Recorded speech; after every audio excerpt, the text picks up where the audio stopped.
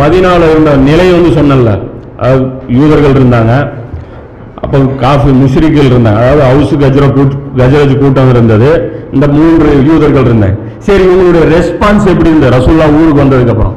இது ரொம்ப முக்கியமான விஷயம். இங்க என்ன இவங்களுடைய ரெஸ்பான்ஸ் எப்படி இருந்தது அப்படின்னு பாத்தீங்க அப்படின்னா, புகாரில 6254, 6207, 5663, 4566 இது எல்லாமே புகாரி தான். இந்த ஹதீஸ்ல பாத்தீங்கன்னா, கஜரஜ் கூட்டத்தாரிடம் உசாமா பின் ஜயித் ரலியல்லாஹு அவர்களுடன் நபி ஸல்லல்லாஹு அலைஹி வஸல்லம் அவர்கள் சென்றார்கள். சாது பின் உபாதாவிடம் சென்றார்கள். வழியில் முஸ்லிம்கள், முஷ்ரிக்குகள், சிலை வணங்கிகள், சிலை வணங்கிகளின் பூசாரிகள், யூதர்கள் சேர்ந்து அமர்ந்திருந்தார்கள். இந்த உசாமா இப்னு ஜயித் யாரு? ரசூலுல்லாஹ்வுடைய அடிமையுடைய, அதாவது அந்த பேரப்பையன் மாதிரி உசாமா, அதாவது ஜயிதுடைய மகன். அவரை கூட கூட்டிட்டு நபி ஸல்லல்லாஹு அலைஹி வஸல்லம் போறாங்க. யாரை பார்க்க போறாங்க அப்படின்னா, சாது பின் உபாதா. சாது பின் உபாதா யாரு அப்படின்னா, கஜரஜ் கூட்டத்துடைய தலைவர். அவர் அதாவது பெரிய கூட்டம் அவரு தான். இன்னொரு சஹாபி இருக்கார், அவர் வந்து சாது பின் முஆத். 2 பேருமே வந்து சாத் தான். சாது பின் உபாதா, சாது பின் முஆத். இவர் வந்து கஜரஜ் கூட்டத்துடைய தலைவர், அவர் ஹவுஸ் கூட்டத்துடைய தலைவர். இவங்க 2 பேர்கிட்ட தான் பத்ர் போர்ல நபி ஸல்லல்லாஹு அலைஹி வஸல்லம் ஆலோசனை கேட்பாங்க. நான் ஆலோசனை கேட்கிறேன் சொல்லுங்க அப்படின்னா, இவங்களுடைய பதில் தான் ரசூலுல்லாஹ் எதிர்பார்ப்பாங்க. அப்ப இவர் வந்து நம்ம மைண்ட்ல வச்சுக்கணும். சாது பின் உபாதா வந்து மைண்ட்ல நம்ம வச்சுக்கணும். இவர் வந்து அகல் போர்ல வந்து இவர் கொல்லப்படுவார். யாரு? சாது பின் உபாதா. இப்ப இவர் என்ன பண்றாரு? இவரை பார்க்கறதுக்காக, அதாவது ஊருக்கு வந்துட்டாங்க மதீனாவுக்கு, அன்சாரிகளுடைய தலைவரை சந்திக்கிறது நபி ஸல்லல்லாஹு அலைஹி வஸல்லம் போயிட்டு இருக்காங்க. வழியில முஸ்லிம்கள், முஷ்ரிக்குகள், சிலை வணங்கிகளுடைய பூசாரிகள், யூதர்கள் எல்லாரும் சேர்ந்து ஒரு குரூப்பா உட்கார்ந்துட்டு இருக்காங்க.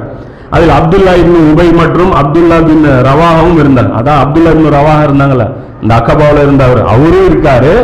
இந்த அப்துல்லா இப்னு உபை யாரு? நயவஞ்சகத்துடைய தலைவன், இவனும் உட்கார்ந்துட்டு இருக்கிறான். இப்போ இந்த இடத்துல வந்து நபி ஸல்லல்லாஹு அலைஹி வஸல்லம் அவர்கள் கழுதையில போறாங்க, புழுதி வாரி இறக்க போறாங்க. இவன் மூக்க பொத்திட்டு என்னங்கிறான், இங்க வந்து இவங்கெல்லாம் கலீஸ் பண்ணிட்டு இருக்காதீங்க அப்படிங்கிறான். டபுள் மீனிங்கா பேசுறானா, இங்க வந்து அசிங்கம் பண்ணாதீங்க அப்படின்னு. இப்ப வந்து இவரு கலாட்டா பண்றாரு அப்படின்னு சொல்லிட்டு அவன் பேசுறான். எங்கள் மீது புழுதி வாரி இறைக்காது அப்படின்னு சொல்லிட்டு என்னங்கிறான், நபி ஸல்லல்லாஹு அலைஹி வஸல்லம் போய் மொதுவா முஸ்லிம்கள் கலந்துருக்கிறதுனால சலாம் சொல்றாங்க. சலாம் சொல்லிட்டு அவங்களுக்கு இஸ்லாத்துக்கு அழைப்பு கொடுக்குறாங்க. எல்லா கூட்டத்திற்கும் சொல்லிட்டு அது கூட குர்ஆன்ல ஒரு சில விஷயங்களை ஓதி காமிக்கிறாங்க.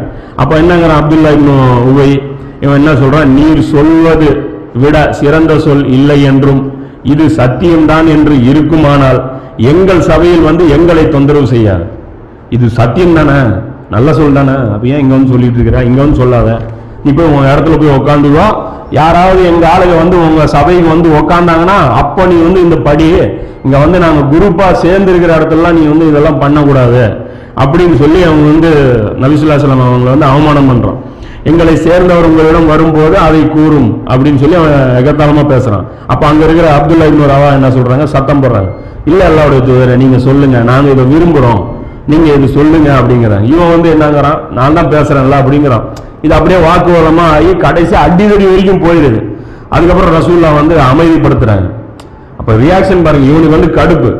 அப்புறம் அவர் நேரா போய் என்னங்கிறாங்க, சாது பின் உபாதாட்ட போய் இந்த மாதிரி வந்து நான் வந்தேன், இந்த மாதிரி அப்துல்லா இப்னு உபை வந்து என்னை வந்து இன்சல்ட் பண்றான், மற்றவங்க வந்து அதில் அப்படி அமைதியா இருந்தாங்க, இவன் வந்து என்னை இன்சல்ட் பண்றான் அப்படின்னு சொல்லி ரசூலுல்லாஹ் போய் புகார் தெரிவிக்கிறாங்க.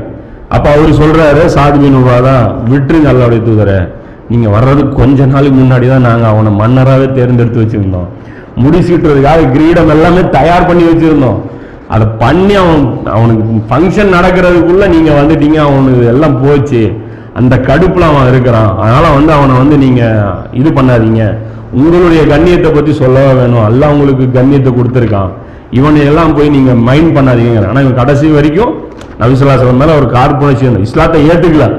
பத்ர் போருக்கு அப்புறம் இஸ்லாத்தை ஏத்துக்கிறான். ஏன்னா கனிமத்து கிடைக்குது, கனிமத்தை பார்த்துட்டு இஸ்லாத்துக்கு வர்ற, அப்படி வந்துட்டும் இஸ்லாத்துல உறுதியா இல்ல.